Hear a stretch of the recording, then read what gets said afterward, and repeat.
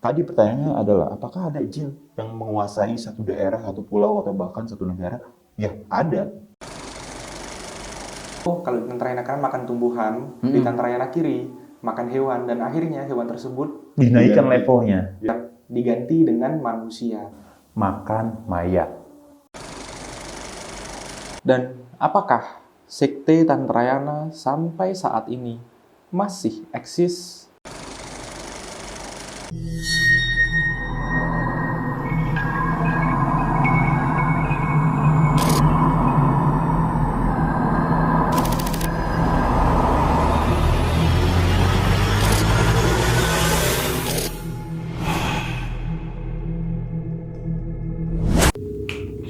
Selamat datang di Jero Portal. Kembali lagi dengan saya Mas Ruril. Kali ini kita ada di segmen Kulik Misteri. Pada kali ini saya akan menceritakan sebuah mitologi yang ada di tanah Jawa yang berkaitan dengan peradaban. Awal mula terbentuknya Pulau Jawa dan juga awal mula penyebaran Islam di Pulau Jawa.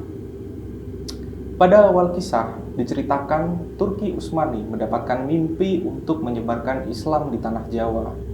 Pada tahun 1400 Masehi dikirimlah 4.000 kepala keluarga yang beranggotakan pedagang, seniman, penyair, dan juga alim ulama. Dan tak lama kemudian menyebarlah sebuah kabar bahwa 4.000 keluarga tersebut mati ataupun menghilang. Lalu tak menyerah, Turki Utsmani mengirimkan 2.000 kepala keluarga lagi ke Pulau Jawa bersamaan dengan Syekh Subakir, salah satu syekh yang paling mutakhir pada masa itu dan juga sangat termasyhur. Dan ditemukanlah sebuah fakta bahwasannya katanya Pulau Jawa dikuasai oleh sosok jin jahat bernama Sabdopalon. Penguasa ataupun itu jin ataupun manusia, saya juga kurang tahu. Intinya sosok Sabdopalon ini adalah sosok penguasa jin tanah Jawa pada saat itu. Dan dia tidak ingin agama Islam disebarkan di tanah Jawa dan ingin orang-orang Jawa untuk tetap mengikuti agama luhur. Lalu terjadilah sebuah pertarungan antara Syekh Subakir melawan Sabdopalon yang berjalan sampai 3 hari 3 malam. Karena Syekh Subakir dan Sabdopalon sama-sama tidak mau menyerah, akhirnya diciptakanlah sebuah negosiasi yang menyebutkan bahwa agama Islam boleh disebarkan di tanah Jawa dengan syarat tidak memaksa sama sekali. Dan Sabdopalon berjanji akan kembali lagi pada 500 tahun untuk menagih janji ketika janji tersebut dilanggar. Janji yakni apabila Islam disebarkan dengan cara dipaksa dan juga Islam tidak lagi mengayomi agama-agama lain, dan juga apabila korupsi dan lain-lain telah merajalela. Dan bertepatan pada tahun 1978, Gunung Semeru meletus. Meletusnya Gunung Semeru dikaitkan erat dengan perjanjian Sabdopalon nagih janji, karena berjalan dan juga sangat bertepatan dengan berakhirnya janji Sabdopalon tersebut. Dan juga meletusnya gunung-gunung lain seperti Gunung Merapi ataupun tragedi di Aceh banyak erat kaitannya, dikait-kaitkan dengan orang-orang ataupun mungkin oknum dengan perjanjian Sabdopalon. Nah, saat ini kita sudah bersama dengan Bang Jero. Jadi gini Bang, kamu kan orang yang lebih expert tentang perjinjinan dan dunia gaib daripada gua nih. Apakah emang beneran ada sosok jin ataupun sosok makhluk gaib atau apapun itu yang sampai bisa menguasai sebuah daerah, bahkan itu bukan cuma desa atau apapun tapi sampai ke pulau? Oke, kalau bicara jin, itu sebenarnya kehidupannya juga sama kayak kita. Dia makan, dia minum, dia bersosialisasi, dia juga punya kedudukan dan punya kekuasaan. Dimensinya cuma berbeda dengan dunia kita. Dia punya dunianya sendiri, semestanya sendiri yang berjalan beriringan. Tapi tadi pertanyaannya adalah, apakah ada jin yang menguasai satu daerah, satu pulau, atau bahkan satu negara? Ya, ada di teritorinya mereka gitu. Tapi jika pertanyaannya berganti, apakah ada jin yang mampu membuat sebuah bencana? Menurutku tidak. Bencana terjadi karena banyak faktor. Karena yang paling jelas itu karena kehendak dari yang kuasa, kayak gitu. Bukan karena jin yang menggerakkan itu. Kalaupun jin yang melakukan itu dibutuhkan energi dan kekuatan yang maha dahsyat, dan tentunya juga atas jin yang kuasa. Jadi jangan salah. persepsi kalau beranggapan kalau bencana ini kan ada jin, karena ada setan, penunggunya marah dan sebagainya. Enggak, bencana terjadi ya karena yang kuasa. Jin adalah hanya perantara, yang maha dasarnya pun pasti ada tujuan dari yang kuasa, bukan dari dia. Yang membuat bencana itu bukan dari jin. Cuman dia berkuasa di satu tempat, ya tentu ada gitu. Oke, dan juga dari literatur yang pernah aku baca bahwasanya Sabda Palon itu sebenarnya bukan sosok manusia ataupun jin, tapi dia adalah sosok fiksi ciptaan Belanda. Ini yang menarik ya sebenarnya ya. Ketika Sabda Palon itu diperbincangkan, dia datang dengan nagih janji 500 tahun kemudian, karena tepat banget dia moksa menurut catatan dari serat itu kan tahun 1478. 500 tepat kan 1978 Gunung Semeru meletus. Ya, Gunung Semeru meletus itu kan pas banget kan. Yang mana satu serat itu juga dia tuh ada yang mengatakan kalau bencana akan gunung-gunung meletus. Lalu kemudian disusul dengan lahar Merapi. Itu terjadi, Merapi kemudian juga muntah gitu. Dan ada juga serat yang menyatakan kalau akan ada banjir besar, banjir bandang yang menyapu kehidupan insan, kehidupan manusia. Itu dikaitkan dengan kejadian Aceh 2006 kayak gitu. Ya, bencana-bencana itu terjadi pertama karena kehendak yang kuasa, yang kedua bisa juga karena bentuk dari keyakinan dari masyarakat Yang itu dipercaya sendiri. oleh banyak orang, bentuk energi besar dan akhirnya Iya, dikabulkan. betul. Jadi tuh mereka itu sebenarnya kan gak usah jauh-jauh deh ke arah sana. Bentuknya aja tuh tergantung sama kepercayaan manusia di sana. Jika kalian mempercayai bahwa adanya Sabda Palon dengan wujudan seperti buncit, gitu kan, perutnya besar, lalu dia agak pendek dan sebagainya, itu bisa jadi ada jin yang mewujudkan bentuk itu seperti itu. Ya, karena banyak orang yang mempercayai, banyak orang yang meyakini keberadaannya. Lalu kemudian diadakanlah dia menyerap energinya, membentuk jadi Sabda Palon, menjadikan residunya, sekalipun itu cuma tokoh fiksi. Ya, karena balik lagi kenapa kita di sini bilang tokoh fiksi, karena serat Dharma Gandul yang menyatakan jejak dari Sabda Palon itu hanyalah serat yang dijadikan sastra, bukan rujukan sejarah, karena bukti-buktinya nggak relevan. Ditulis 400 tahun kemudian setelah kejadian, lalu nggak ada data yang validasi, malah ada sumber yang menyatakan kalau itu cuma isu yang dibuat Belanda karena takut warga-warga Muslim di Nusantara kalau itu bersatu, seperti tragedi di Ponorogo yang bisa mengacaukan Belanda, membuat dia kewalahan, dan kalau itu terjadi lagi, Belanda ya akan kabur. Gitu. Makanya diciptakanlah isu untuk memecah belah bangsa kita pada waktu itu, supaya Muslim-Muslim ini nggak bersatu lagi nih, karena kalau kejadian yang sama kayak di Ponorogo bahkan lebih besar, satu Jawa bisa bersatu, selesai Belanda kala itu. Bisa jadi seperti itu sih. Namun yang menarik adalah Gunung Tidar itu kan menyimpan sebuah situs ya, ada makam tongkatnya si Subakir gitu kan. Terus ada juga monumen paku tanah Jawa yang konon itu adalah paku yang membuat tanah Jawa stabil karena letaknya di tengah-tengah yang ditanam oleh si Subakir. Karena katanya kalau dari literatur serat Dharma Gandul tadi dan kisah-kisah, kita gak bisa sebut itu sebagai sejarah karena emang belum bisa divalidasi. Ya, sampai saat ini tidak ada validasinya. Tapi kalau dari cerita, karena dulu Pulau Jawa katanya pulau yang terombang ambing di antara laut, dan juga paku itu yang menyebabkan Pulau Jawa itu akhirnya bisa tertancap dan diam di satu tempat. Yes, dan karena pada masa itu katanya kan Kesultanan Turki Utsmani saat itu dipimpin oleh Sultan Al-Gabah mendapatkan mimpi kalau dia harus melakukan penyebaran agama Islam di tanah Jawa yang saat itu peradabannya belum terkemuka sampai sekarang, seperti sekarang waktu itu. Akhirnya dikirimlah melalui perahu 4.000 keluarga ya, bukan 4.000 orang, artinya lebih dari 4.000 karena keluarga terdiri dari berbagai strata sosial, pedagang, seniman, penyair, dan alim ulama. Tapi gak lama kemudian tersiar kabar sampai ke Turki kalau ternyata 4.000 keluarga yang dikirim ini semua tuh meninggal dan tuh bahkan menghilang secara misterius, yang sampai sekarang kabarnya nggak tahu lagi gimana. Penasaran, dia kirim lagi 2.000 keluarga lagi, tapi kali ini disertakan pula alim ulama yang tersohor, salah satunya Syekh Subakir yang menjadi generasi Wali Songo pertama kala itu. Syekh Subakir datang, 2.000 yang dikirim ini juga tewas, hanya menyisakan 200. Menurut cerita yang beredar, itu karena tanah Jawa kala itu sangat wingit atau angker, sehingga ketika keluarga itu datang, terjadi pertukaran bisnis yang dilakukan oleh jin-jin yang marah, yang nggak suka kedatangan mereka. Banyaklah jerambangan, ilu-ilu, banaspati, makhluk-makhluk jin yang cukup powerful membuat mereka terbunuh secara misterius atau bahkan menghilang. Itu istiqomah disebabkan oleh jin-jin tersebut.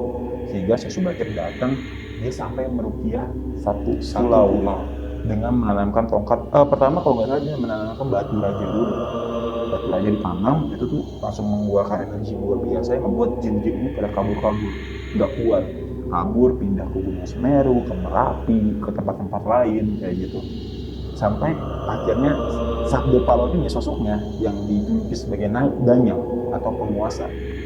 Dia keluar mengetahui kalau kekuatan Syekh Subakir ini bukan sembarangan nih. Akhirnya si Sabda Palon menawarkan gencatan senjata, semacam yuk negosiasi diskusi. Karena waktu itu tujuannya Syekh Subakir bukan untuk perang, tapi untuk menyebarkan agama Islam tanpa kekerasan sama sekali, ya tentu beliau menerima dengan tangan terbuka.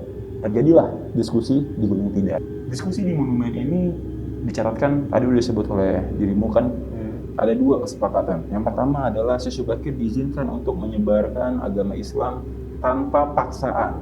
Itu yang pertama. Yang kedua, nantinya apabila ada pemimpin muslim itu harus bisa mengayomi agama-agama lain dan rakyat seutuhnya tanpa korupsi dan sebagainya. Setelah itu, diskusi itu mencapai sepakat, Sabda Palon mengucap janji kalau itu dilanggar aku akan kembali 500 tahun kemudian untuk membuat peradaban muslim ini kalah, kembali ke agama leluhur yang saat itu dipercaya. Dia menyebarkan, dia mau kesal setelah itu, katanya 500 tahun kemudian kembali sampai terjadi bencana-bencana yang dihubungkan dengan kesana. Tapi pertanyaannya adalah apakah benar di Gunung Tidar itu Sabda Palon yang dilawan sama Syekh Subakir? Saya bumper yang dibumperkan, apakah benar banyak pembahasan? Menurutmu bagaimana? Kalau menurut aku sendiri, dari literatur yang aku baca, Sabda Palon sendiri itu nggak bisa dibilang sebagai sosok jin. Bisa jadi dia juga manusia. Karena kalau jin, kenapa di sana ada kuburannya? Nggak mungkin dong jin dikubur. Betul, ini bukan berarti kita tidak mempercayai situs yang ada di Gunung Tidar ya. Aku sendiri percaya itu adalah bentuk tapak tilas dari Syekh Subakir yang pernah ada di sana sebagai generasi Wali Songo pertama, yang pernah menjadi titik tempat dia berdiam diri untuk menyebarkan agama Islam itu memang di Gunung Tidar. Situsnya sekarang ada gitu. Cuman apakah dia benar-benar melawan Sabda Palon di Gunung Tidar itu tidak ada data yang menyatakan hal tersebut. Bahkan serat yang mendukung, serat Dharma Gandul itu hanyalah serat sastra. Kenapa sastra? Karena nggak ada sejarah di sana. Ditulis 400 tahun kemudian, men. Tidak bisa digunakan sebagai acuan jurnal penelitian sejarah. Pastinya. Betul, nggak ada validasi data yang mendukung, nggak ada peninggalan sejarah yang mendukung pernyataan serat itu. Serat itu nggak ubahnya cuma kayak ya narasi sastra aja yang mengisahkan kalau yang dilawan Syekh Subakir adalah Sabda Palon, padahal belum tentu. Karena kalau kita teliti lebih lanjut, ada jejak-jejak lain di sana yang pada masa itu sebenarnya cukup berpengaruh di tanah Jawa. 1400 Masehi itu adalah era puncak-puncak menuju akhir kejayaannya Kerajaan Majapahit. Kalau kita teliti dari sejarah pada saat itu, tanah Jawa pada masa itu dominan beragama Hindu-Buddha, tapi bukan Hindu-Buddha yang saat ini ada ya di Bali dan sebagainya. Menurutku kepercayaannya berbeda. Bahkan mungkin kita bisa lebih cocok menyebutnya sebagai kepercayaan Jawa kuno saat itu. Ada sebuah kepercayaan yang dikenal bernama Tantrayana. Tantrayana sendiri itu memiliki dua cabang kecabangan, Tantrayana kanan dan Tantrayana kiri. Tantrayana kanan itu dia tuh mengartikan beberapa dari kitab seperti meditasi, terus ketenangan diri, mengosongkan pikiran, itu yang diambil sampai sekarang untuk mencapai kekosongan, untuk mencapai moksa. Iya, untuk mencapai moksa kan diantaranya kan mengosongkan pikiran, yoga, meditasi itulah yang akhirnya dianut oleh Tantrayana kanan, yang kemudian turun-temurun mungkin berkembang ke agama Hindu-Buddha yang saat ini beredar. Tapi yang parahnya saat itu ada Tantrayana kiri yang lebih cocok disebut sekte dibanding agama atau kepercayaan. Iya gak sih? Aku yakin kamu udah baca tentang Tantrayana kiri. Udah, dari literatur yang aku baca, Tantrayana kiri untuk mencapai moksa tadi. Buat kalian yang nggak tahu moksa itu intinya kita mencapai ke ketiadaan.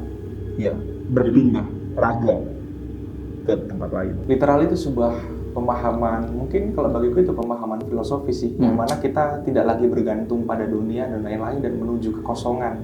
Jadi kita itu nggak meninggal atau apa, tapi kita kalau dari kepercayaan mereka itu kita menghilang, lama-lama jadi kecil dan eksistensi kita akhirnya udah gak ada lagi di dunia manapun. Kalau dari Tantrayana kirinya aku baca, cara-cara moksa mereka itu adalah kebalikan dari Tantrayana kanan. Yang mana Tantrayana kiri itu sendiri, mereka moksa salah satunya dengan cara kalau mau menenangkan pikiran, dengan cara mabok, fokus, dan lain-lain itu bisa dengan cara mungkin berhubungan badan. Ya, mereka mengartikan itu, kalau di Tantrayana kanan mengartikan dengan mengosongkan pikiran, mereka mengartikan dengan seksual berlebihan. Party seks pada masa itu. Kalau di Tantrayana kanan makan tumbuhan, di Tantrayana kiri makan hewan, dan akhirnya hewan tersebut Dinaikkan levelnya, diganti dengan manusia. makan mayat. Dan usut punya usut, Tantrayana ini merupakan sebuah kepercayaan yang pada saat itu, pada abad ke-15 kalau tidak salah, merupakan kepercayaan yang paling banyak dianut oleh raja-raja Jawa. Kenapa raja-raja, bukan cuma Jawa, mungkin Nusantara pada saat itu lebih memilih untuk mengikuti Tantrayana kiri, karena Tantrayana kiri merupakan sebuah kepercayaan yang lebih mudah diikuti secara ibadahnya. Apalagi dengan kekuasaan yang mereka miliki saat itu, mudah aja buat mereka minum arak, mabok-mabokan, ngajen, bikin pesta seks yang mudah aja buat mereka. Apalagi tumbal, ya, hanya tinggal menciptakan jari. Itu raja, tapi bagaimana dengan rakyat? Karena pada saat itu juga raja-raja pengikut Tantrayana kiri mewajibkan rakyatnya juga mengikuti agama yang dianut. Karena Tantrayana kiri berkepercayaan bahwa apabila si raja mengikuti kepercayaan tersebut, maka rakyatnya juga harus ikut dan tidak boleh ada kepercayaan lain.